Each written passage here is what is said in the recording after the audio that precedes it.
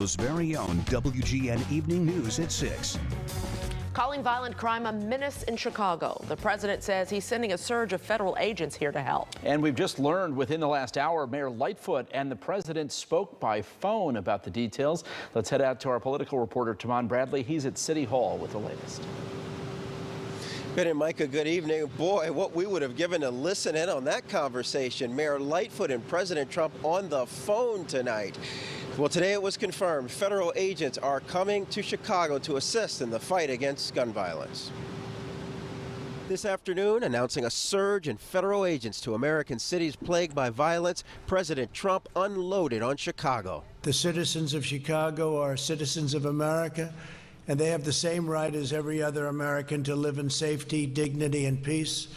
No mother should ever have to cradle her dead child in her arms simply because politicians refuse to do what is necessary to secure their neighborhood and to secure their city. We don't need federal troops. We don't need unnamed secret federal agents roaming around the streets of Chicago.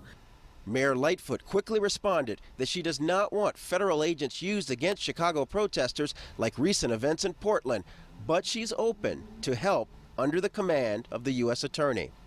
If those agents are here to actually work in partnership on support of gun violence and violent cases, plugging into existing infrastructure of federal agents, not trying to play police in our streets, then that's something different, and that may add value. But the mayor questions the timing of the president's announcement. The president is trying to divert attention from his failed leadership on COVID-19. He has failed.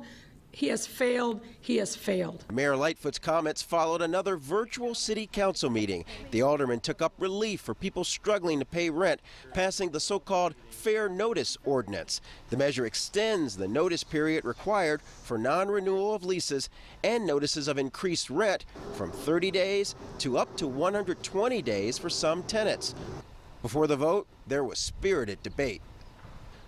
We don't do anyone any justice if we don't have any sort of protection for tenants. These are basic minimums that I think we can to provide stable housing for people in Chicago. This does not forego rent that is not paid. But 120 days is excessive. It is too long. My concern is that without recognizing the mortgage obligations many of these small landlords have, we could inadvertently be forcing foreclosures on folks. The city council declined to vote on an agreement that Chicago pay $500,000 to settle a lawsuit that sought to force CPD to turn over nearly 5 decades of secret files detailing misconduct allegations. The mayor had wanted a vote. And back to the feds coming to Chicago. Mayor Lightfoot and President Trump spoke by phone tonight. The mayor says it was brief and straightforward. Live tonight from City Hall, Tamon Bradley, WGN News.